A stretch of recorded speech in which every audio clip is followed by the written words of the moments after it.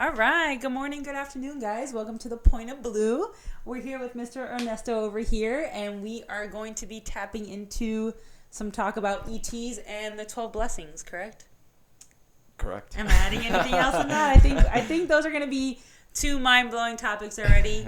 So, Ernesto, if you want to give yourself a little introduction and take us on the ride over here, we can start whenever you're ready. Yeah, let's do this. Thank you for having me here. Absolutely. So I'll first start off with a little bit about myself. Okay. So I was born and raised here in Miami, Florida. And when I was about 19, I started really questioning everything. I wanted to find answers to life, like I was questioning before that, but it really hit after I graduated high school. I went to Catholic high schools all my life. Catholic schools, all my life. Which is cool. But I wanted to know more about reality, so to speak. So I started dabbling into numerology. I started dabbling into 2012 prophecies because I was getting near to that year. So I remember this teacher, Melchizedek, Junvela Melchizedek. I don't know if that rings a bell. I'm not familiar, no. But I was dabbling into all these like metaphysical topics. And it wasn't until I went to Peru for the first time. I went backpacking with my cousins from Ecuador all the way down to Peru. Wow. We wound up in Machu Picchu. And I've never felt an energy, a peace that I felt anywhere else before. It was literally, the energy there is amazing. Like, I want to get back there as soon as possible. It's so beautiful. It's amazing. So when I returned from that trip, I had remembered my friends. I was friends with a group called the Zeitgeist group or Zeitgeist movement, and my friends had been telling me to check out this metaphysical study group that takes place at FIU every Sunday. And I was like, oh, that sounds cool, I'll check it out. But it wasn't until I got back from Peru that I was like, yeah, I'm going to check that out for sure. And I'm going to tie this in with Peru. So I remember going to that class for the first time. It was on a Sunday. My hair was down to my shoulders. I was wearing an Inca cross pendant around my neck. And that was the first class I went to, right? And I see the instructor there. He's not a FIU teacher. He's a man who just borrows an empty classroom every Sunday. Oh. He's been doing it for over 20 years and tells people on Meetup, about it. And, I felt like I was at home because everything he was talking about was everything I was looking for. He was connecting ETs and UFOs with like meditation and chakras and kundalini and all that stuff. And I was like, wow, this is cool. So I felt like my trip to Peru was kind of like an initiation, like a pre-step to get to the path I'm on now. And I will never forget, at the end of the class, I raised my hand to ask a question because the instructor kept saying like, oh, Dr. King could do this. He could be in two places at once. Dr. King could do all these amazing things, like metaphysical things, right? And I raised my hand and I'm like, I didn't know Martin Luther King could could be at two places at once and, do all these spiritual, abilities, yogi type abilities. And everybody in the room was laughing like, no, we're talking about Dr. George King, So I was like, oh, okay. Just kidding. Yeah. So that was my introduction to who I consider my spiritual teacher, yoga master and medium, Dr. George King. And from there on, it just took off. I started reading books like The 12 Blessings, which I'll get into, The 9 Freedoms. I started practicing breathing exercises that Dr. George King teaches, yoga breathing exercises, because he himself was a yoga master, And interesting thing about the yoga breathing exercises is that I got off prescription medications for a heart condition that I have, practicing these exercises. Oh, wow. And it proved to myself that this is real. Like, there's something more to this, you know. If I could heal myself, that's a pretty big deal. Like, because I remember I was probably like still 20, 21 when I told my friends and family, like, hey, like, I'm going to get off these medications. It was medications that I was prescribed when I was 13 that I would have to take once a day for the rest of my life. And if you don't mind me asking, what was it for in terms of the heart? For an enlarged aortic valve. Oh, wow. Okay. Yeah, I have a big heart. Touche. So since the age of 13, you said you were taking that. Wow. Okay. I was taking Toprol XL, like 500 milligram, I think it was, once a day. That was a cardiologist's orders. So obviously I said, yes, sir. And funny, my father's a pharmacist.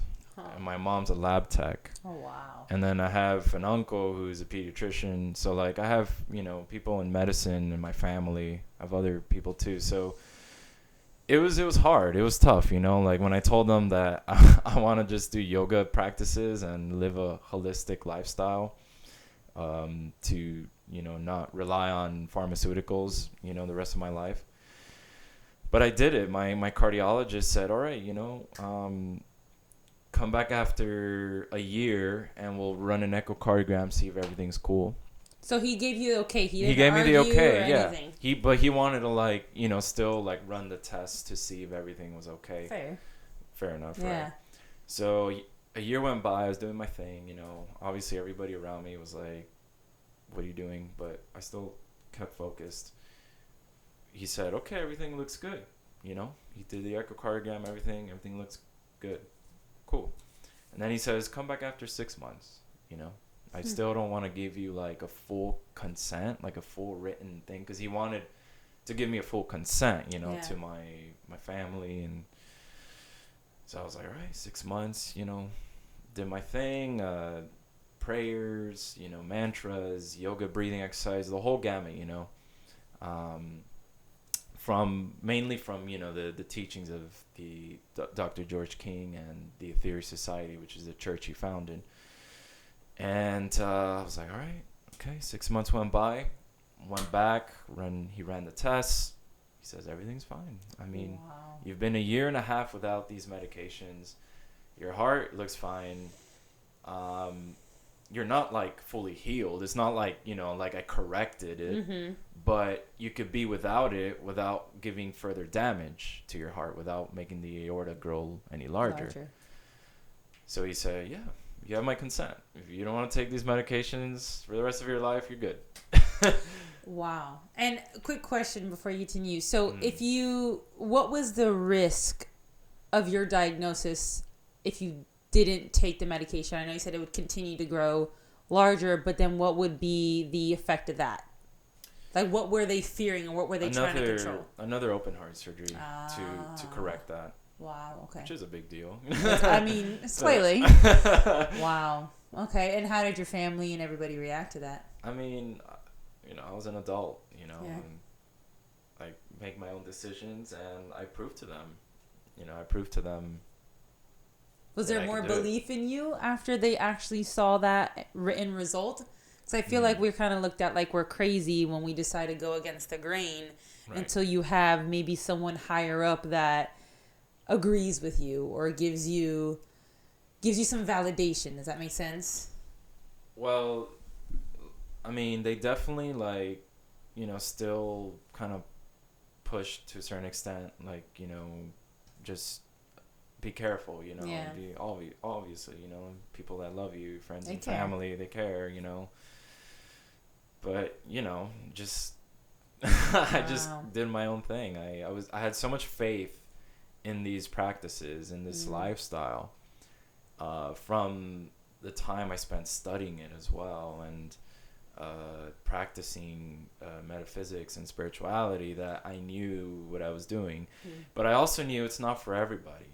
Like I shortly after became a certified healer through the church, through the Aetherius Society, because we certify, you know, we do healing courses and workshops, and that too was further, like, you know, solidifying that, yeah, this is the right path for me. And if I could heal myself, I could heal others, you know? But I also realized during the workshop, you know, we tell the healers or soon to be healers that when you're consulting with a patient, when you're talking to a patient, you tell them to still take their prescription medications. You don't, you know, you're not a doctor. We're not doctors. Or still do their thing, but use spiritual healing as sort of a supplement, you know? So do whatever your doctor keeps telling you to do, or cardiologist or whatever, but just use this energy healing or spiritual healing as a supplement. Okay. But I was a crazy one that just went the whole cold turkey. I you know, I went full on, like, but it was good because to me that was a big deal. You know, it was how I got introduced like really quickly to, you know, to this kind of thinking and path. And how often, or how many times a day? I'm assuming it was a daily regimen of you doing this. Was it once a day, twice a day? How often were you dedicating to this practice? And what exactly did the practice entail? I know you said breath work, faith, prayer, but what exactly did that look like for you in your situation? Yeah, it definitely was a daily routine, a daily practice. In Sanskrit, they call it sadhana, which is spiritual practice or spiritual discipline. And yeah, every day, even like there's certain diet changes, which now like I eat anything, anything that walks, but I still do my practice. I have to constantly remind myself to like take more time in my day to do more, because it's difficult. There's all kinds of distractions and that sort of thing. But definitely, yeah, when I was first starting out and I wanted to get off the medications, I was very, very on it. Like every day, probably 30 minutes to an hour of spiritual practice of all kinds. Yeah, absolutely. I wouldn't be where I am now if I didn't have that very strict regimen early on.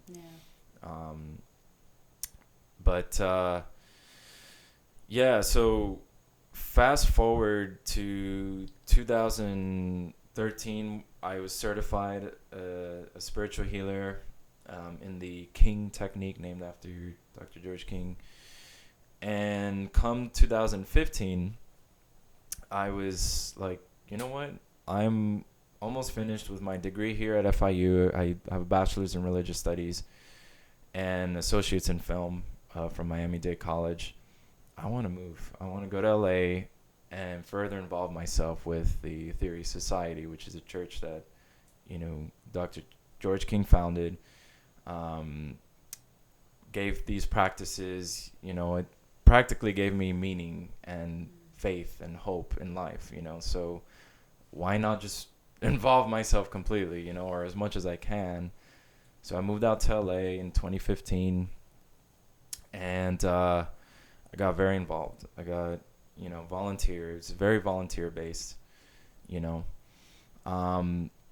And just to give you, I guess, a little quick background as to like what the extraterrestrial component is, you know, with the Theory Society and what I know is so we believe that there is life on other planets, okay? There's even life within this planet, but existing on other realms, right? So we live in a multi-vibrational, multi-dimensional reality or universe. You know, millions of people have seen ghosts, have seen spirits. I myself have felt a little bit of that. I don't see things psychically. I'm not psychic. I don't claim to be, but every now and then I feel things, you know. And it's real. It's very much real. These ghosts and spirits are real. And so are extraterrestrials. And the way they exist is because they exist on another physical vibration. You know, everything is sound and vibration. The reason why we can't detect them so fully, or why we could send a Mars rover to Mars, or NASA could send something to Mars and we can't see it, is because life on Mars, which there is life on Mars, is existing on a different physical realm than we are perceiving right now with our very limited senses, because we are very limited, unfortunately. But fortunately, we have God potential. We have immense power within us to be able to perceive those other realities. And that's where, like, you know, this whole talk about Kundalini and opening the chakras comes to play, because that's what it is. The more practice we do, yoga practice, the more our Kundalini awakens and rises, and the higher chakras start opening up, the more beautiful, blissful experiences we have, the easier it is for healing energy to flow through us. I know this because I've done hundreds of healings from people all over the world, and I'm only able to do it when I open myself up more, you know. And yeah, I don't want to toot my own horn, but but yeah, it's real though, and anybody could give you. As a matter of fact, Dr. George King, he came out with a book I think it was in the 70s, titled "You Too Can Heal," TOO, because he said, like, the climate of that time for healers was that only the gifted could give healings, right? It's only for those who are born with it, you know? Like the selected ones. Right. Only the few, the gifted, right? It's a gift. He says no. Everybody, anybody could give healing. And there's no such thing as a gift. No one is gifted with anything. That's a false, you know? It's a trained ability. So yeah, for example, like me, I picked up healing in my 19, 20, early 20s, right? Some people pick it up later in their life, 40s, and it gets them it's hard for them to do it. But who's to say that I was doing this for many lives? It's true. So, that comes into play as well. So that's why he says it's a trained ability. It's an ability we all have within us, but some people do it quicker than others because they've been training it for many lives, incarnations. And that's why you could go on YouTube and see like little child prodigies playing piano, Mozart at 5 years old, because they've been doing this, for past lives, and they bring it with them. But yes, when it comes to extraterrestrials, the Ethereal Society and, which is my chosen spiritual path, we believe we've been visited by extraterrestrials for millennia, millions of years. Probably the most famous extraterrestrial is Jesus. And as a matter of fact, we believe it's his birthday today. Really? Wow. What are the odds of that? Yeah. Wow. Yes, March 15th. It was revealed through Dr. George King, who was a great medium. He channeled Jesus, the Jesus that was the same Jesus that was here 2,000 years ago on Earth. He channeled him many times, had physical contact with him. He never claimed he was the only person for which Jesus had contact with, or the only one to channel him. But he did say he was the only one through which the 12 blessings, which I'll get into, came through. But yes, it's Jesus' birthday, and it's what astrological season are we in right now? Pisces. So what does that mean?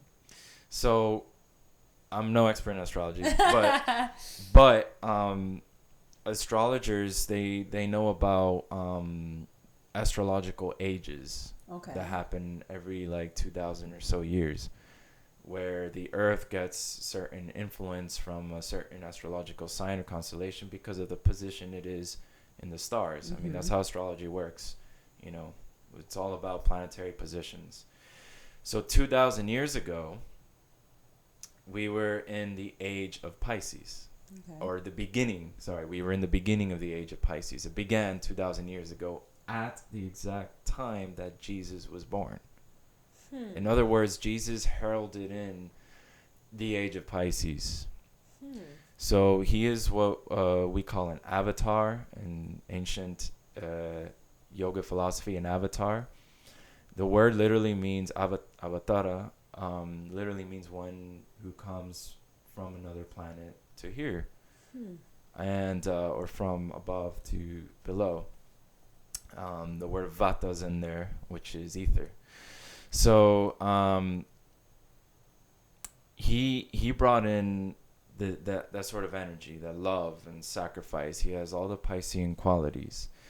Even the fish symbol that's in Christianity, in ancient times, is in Roman times, early Christian times in Rome, to be more specific, when two people wanted to identify themselves as Christians, like low key, because they couldn't do that openly or they get their heads chopped off, they would draw a curved line in the sand, and the other person, if he drew another curved line to make a fish, then that means they were Christian brothers. Oh, wow. Interesting. And in the book of Revelations, Jesus says, I am the root and offspring of David and the bright and morning star. The bright and morning star is? The North Star. Venus. Oh. The bright and morning star is Venus. So you put two and two together. And then there's more. There's a lot more clues in the Bible. There's a lot that was revealed to Dr. George King as well through his close relationship and mystic communion with Jesus. That, prove that, he was indeed born in March. Also, when we look at December 25th, that originally was a pagan holiday called Sol Invictus. The early Roman church wanted to convert as many people as possible from pagans to Christians. And what they would do is that they would put Christian holidays over pagan holidays. So, yeah. That's what I was going to ask you. I know you say you practice and you've chosen the path of Dr. George King, and you're making a lot of references to Christianity in the Bible. So what has he created, or he kind of segmented himself off to create his own? Why not follow the Bible, and what differences are there? So exactly how you were making a reference to, which was going to be my next question, is you have Christmas that's celebrated by most Christians by that December 25th date of when he was supposedly born. So how was this March 15th date decided? And I think that's why also too I've struggled with religion myself, because organized religion, because of it's, there are sayings that it is the word of God, right? Let's say it's channeled through a person to write this book or this novel or this teaching. So that is what's true. But I also, which I believe is possible 1,000%, but I also know so much gets distorted in human hands when it comes to translation. Right. So how do we know 100%? No one really, maybe people know, I could be wrong. But how can we know 100% what is the accurate story or the accurate date of celebration? And it's interesting how you're putting pieces together of Pisces season, of the fish, of Venus. But how is one that's in the dark supposed to know which one to follow? Right. So, or what makes him different? Let me simplify my comment or question compared to the Bible or Christianity. Because Dr. George King was a medium who actually channeled this great being, the Aetherius Society actually has voice recordings. The Aetherius Society actually has, written texts of word per word what Jesus said through him. So that's kind of hard. That's kind of hard to say okay, but because it's recorded, it's documented, and it's there. Whereas something 2,000 years ago, could have been distorted over time, altered. So, what he created, what Dr. George King created with the Aetherius Society is is a church based around the teachings of what we call cosmic masters. Like Jesus is a cosmic master, the Lord Buddha is a cosmic master, and others, the Master Aetherius, for whom the Theory Society is named after. He created a church based on these teachings that were channeled through him, right? And they are accurate to the extent that, yeah, like I said, we have over 600 voice recordings, and everything documented to a T, you know. So that's what makes it, number one, very different from a church that was founded 2,000 years ago, you know. Number two, I guess I would say is that there really is no difference between like this Christianity and say like the Christianity of someone who, you know, really truthfully practices the teachings and life of. You could still, like, I still consider myself a Christian. I call myself a Christian, maybe more accurately a mystic Christian. Okay. But you know, if someone goes to Orthodox Church, for example, and they live a really spiritual life, a religious life, you know, try to live the life that Jesus lived to a T, then hey, you still could do it, even through those teachings that have been watered down, I believe, unfortunately, and all that sort of thing. We have examples of this through the ages of saints, you know, saints who have reached great levels of enlightenment, even done miraculous healings through, you know, their own Christian church, Catholic church.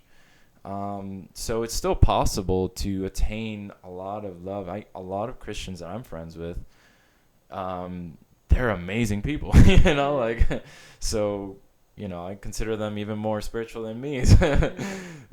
So it really, you know, it boils down to like, you know, what calls you, you know. There's a million rivers that lead to the ocean. Pick the river, you know, the ocean is God bliss. They all lead eventually back to God. All paths, whether you're a Buddhist, a Hindu, a Christian, or a mystic Christian, or a member of the Aetherius Society, or a member of the Vedanta Society, or a Muslim, you know, or a Sufi, you know, it really, at the end of the day, it's what calls to you in this lifetime, you know. So to me, it just really, when I came across these teachings, I was like, yeah, this makes sense to me, you know, because it connects all these dots that I had questioned about, you know. And you know, these things about like the Romans wanting to convert people, and you know, Sol Invictus and that sort of thing, that stuff is historical. That's actually like, you know, you could research that, you know. And Dr. George King was a great researcher. He was excellent. So he would grab these pieces that are already out there. This is not something he came up with. Connect the dots. And he just connected the dots, right? You know, so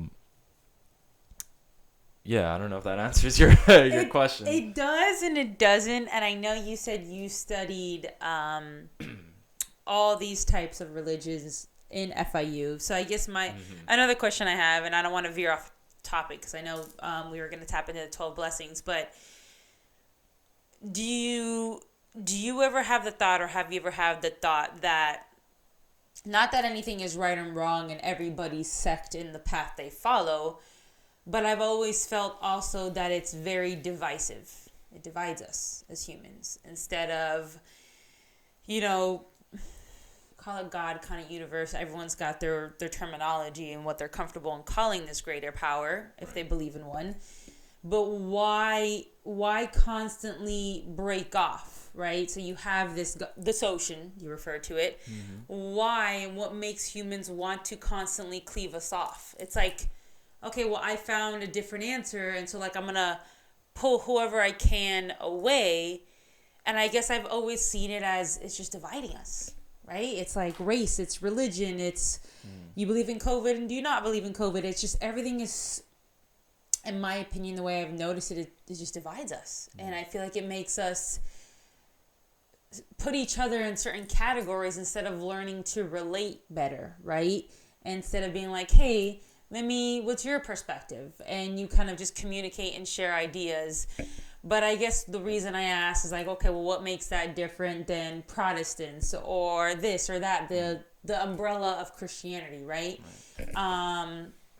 Catholicism, everything. And I know I would talk to my parents about this because they raised us as Christians, but we were never very strict Christians. And I was never heavily into it. I always felt as if I believed in this higher power. Just like you mentioned things about spirits and ghosts, and you feel things. You have heavy feelings.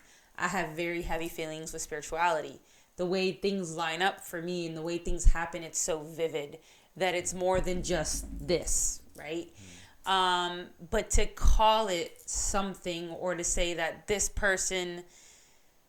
And I'm not doubting anybody's messages that comes across, but there's so many different ones, right? So what is, and I think I resonate with you with the comment you made in the beginning, you want answers, right? Like you want to know what the truth is. And for one person, the Bible is the truth. And in your case, Dr. King George is the truth. So how, I don't even know where I'm going with this. I don't even have a direct question. I guess it just becomes confusing. Right? Because there's so much information. Right. So no matter what, whether some have evidence and some don't, even when you compare different ones that have evidence, it's like, okay, well, I still don't know what the hard truth is, you know? But that's why I wanted to ask is what made you follow that or that umbrella sect of it? Right. Yeah, I mean, for me, it was more because, like, I like community. I like groups. And to be part of a group or community that believe in the same thing, to me is very effective in growing spiritually. Okay. But other people, and that's totally fine, other people prefer not to be a part of a community or a religion, you know, or a church, because a church essentially is a community, or at least supposed to be. Yeah. So, you know, either way, everyone and everything is on its way back to source, to God. And that's one of the most beautiful truths I have learned from this path, is that, and this has been said from other traditions as well, yoga and Hinduism, is that every human, let's just start with humans, is on their way back to God individually, because we each have an individual soul. What animates this body, this physical body that we have, is the soul. When we die, the organs and stuff malfunction, but our energetic body or soul body leaves this body, and depending on our karma in this lifetime, it would either go to the higher realms, heavens, or the lower realms, the hells. Still on this earth, but on a different physical frequency, which is what I was telling you about with the extraterrestrials. Which makes a lot of sense the way you explain it like that. So, you know, and millions, thousands of people around the world have had NDEs, near-death experiences. I actually met the man who coined that term, Dr. Raymond Moody, at a FIU spirituality event. Oh wow! So, this is just reality, you know. Like I'm a very matter-of-fact person. Like I love like researching things and all that, and then once I find enough proof and evidence, I say that's just how it is.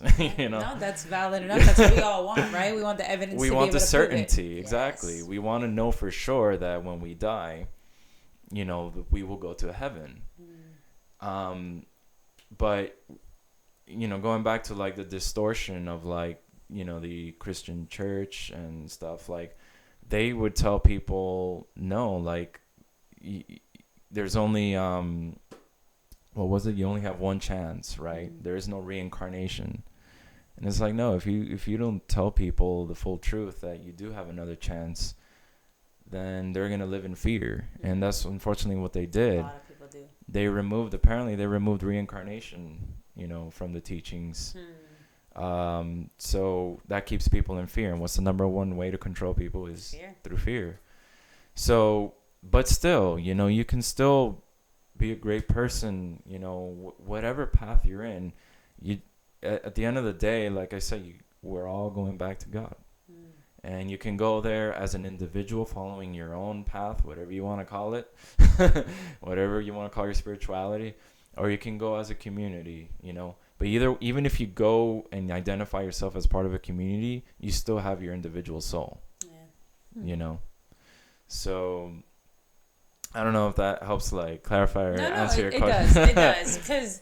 But not many people, I guess, think like that in that wholesome, larger scale perspective. It's this is the right way, you are wrong. I feel as if more people that maybe follow different organized religions had this mentality, then the whole game, and I don't want to call it a game, it's not a game, but it would be a game changer. It would change the whole thing, the whole way we all coexist with each other. Well, because that's different. You have, and we have a very different mindset compared to others, where there's other people that practice certain religions, as I see them as some of the most hypocritical people, and they're not practicing what they preach, right? You go to church on Sunday, you're forgiven for your sins, and then you go back Monday morning and you're doing the same thing again. So I guess it's just the bad apples giving it a bad representation, more so than the whole holistic, basically, mindset of seeing it as it all being connected. Well, yeah, because, the Orthodox view of, Orthodox Christianity, for example, is that if you don't believe in Jesus, then you're going to go to hell, And when you then take a metaphysical church like the one I belong to, we say, no, you can believe in Buddha, Jesus, whatever you want, or you don't even have to believe in God to go to heaven, as long as you believe in good. Yes.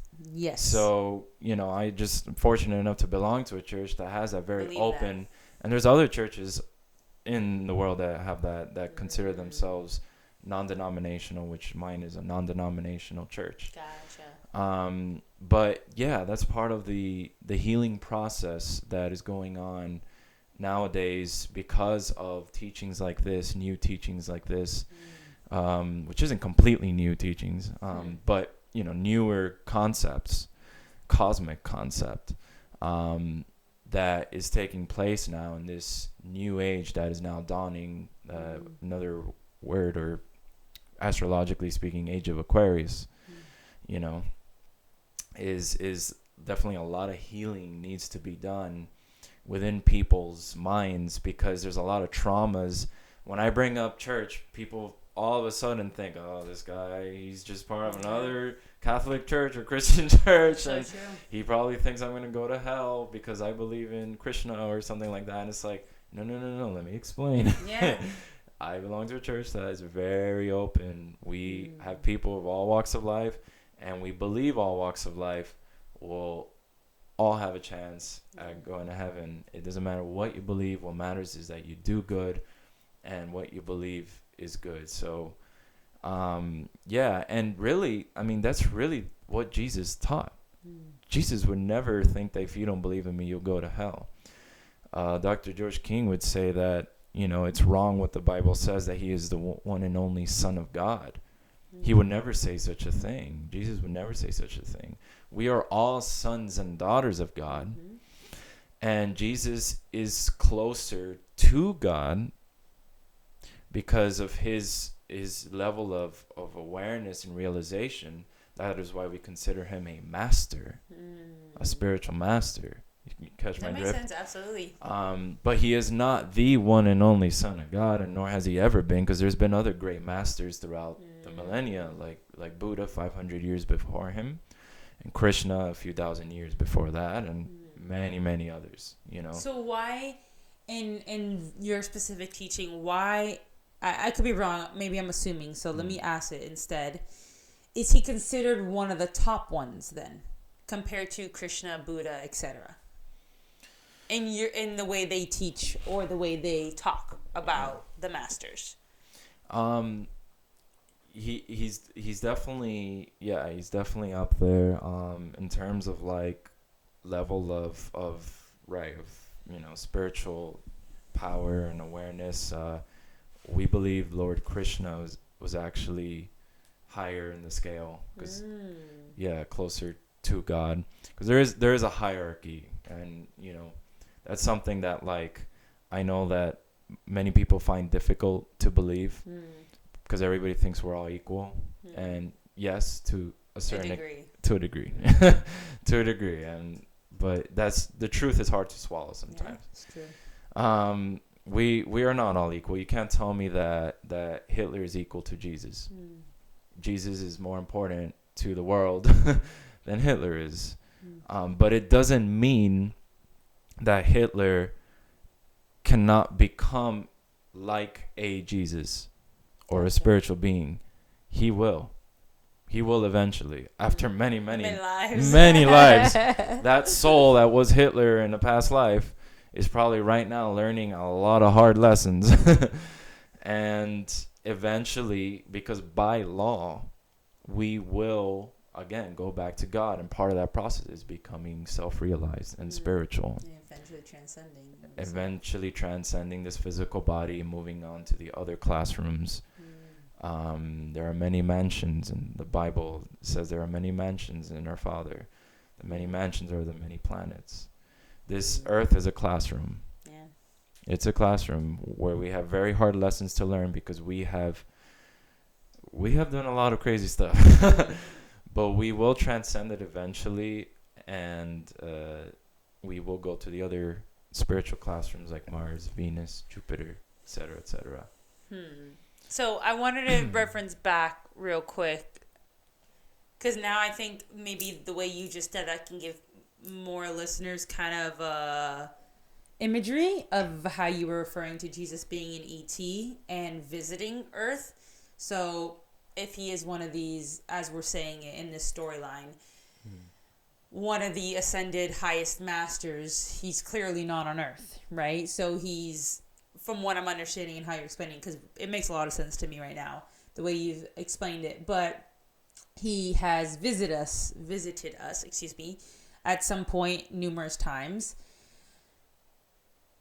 And so I guess my question would, I don't even know if I have a question, because it makes sense like that, but then why would he come back, I guess? Or why would he come back? Well, it's I don't know for sure if Jesus visited us before he took up a human incarnation on Earth 2,000 years ago. I don't know that for sure, if he visited us prior to that mission, because what these great avatars do is they come here for a specific mission. Imagine you leave this amazing planet where everyone is on an extremely high level of consciousness, where you can manifest things out of thin air. The technology is superb. You could fly interstellar, which is what they do, which is the UFO sightings that happen every year. And then come down to here. It's like a zoo here, for them, compared to where they live. But they do it out of love and compassion, because they want us to learn to love each other again and be in harmony again and rise above the fear and suffering. So when Jesus incarnated on this earth, he had to incarnate through the womb of a physical earth mother. It was a very unique and special operation that had to happen. The star of Bethlehem wasn't really a star. It was an actual spaceship. The three wise men were magi. They were great magicians and astrologers. So they knew, of the coming of this star, which is how they were able to follow it. But it's not really a star. It was a spaceship, which hovered over the stable and brought in the Venusian being that we know as Jesus through the womb of an earth mother. And he had to, by law, he had to incarnate in a physical human body and live in a human body in order to balance karma. he couldn't have done it if he was in his full like Venusian body, for example, full already like a human adult Venusian, just there like, hey, I'm here to fix everything. No. It's he had to go through pain and suffering, take karma for us, and it more directly helps us if he goes through the human experience. So everything is so exact with these masters because they abide by karma to the T. Exact. Everything they do is for a reason, a metaphysical reason, to help us and help the Mother Earth as well.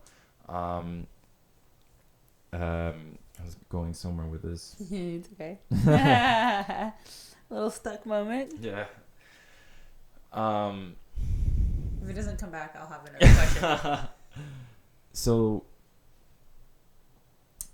the question that comes up a lot when I talk about extraterrestrials, like since we're talking about Jesus being an extraterrestrial, which he is that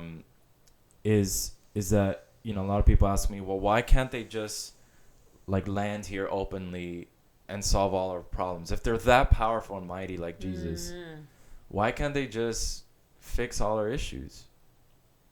Well, they can't, because then we won't learn the lessons that we need to learn. It's like if you have a child, right, a baby, and you baby that child till he's like 30, that child's not going to learn how to live on its own an adult life. They see us as very little children. Dark Little Earth is referenced a lot, in the messages through Dr. George King. So we're very, very behind in the scale of evolution as a whole compared to the beings in this solar system and other solar systems. So they can't interfere as much as we are permitted, right? They can't. They would love to. They are dying. They love us more than we love ourselves. I believe it. But that's just how the law of karma is. The law of karma is exact and just. So if we committed many terrible things, which we have in the past, I could talk about that if you want, about Atlantis and previous civilizations that we destroyed. You can go briefly into it. Go for it. Let me make sure we're good on time too, because I don't want us. Oh yeah, we're good. We're close to an hour, but we're good. Is this an hour that we're recording? Or? Well, no, I can go over, but I also keep mindful. I'm also mindful of how long maybe some people may go into, because I know maybe people like an hour and a half are like, oh, that looks real long. Yeah. And maybe they'll chime in for an hour, but then I like to be able to get as much out there. So if anything, they want to go back and finish it, they go back and finish it. They're probably not going to do it all in one full setting. But yes, tap into it. Can I just pee real quick? On pause.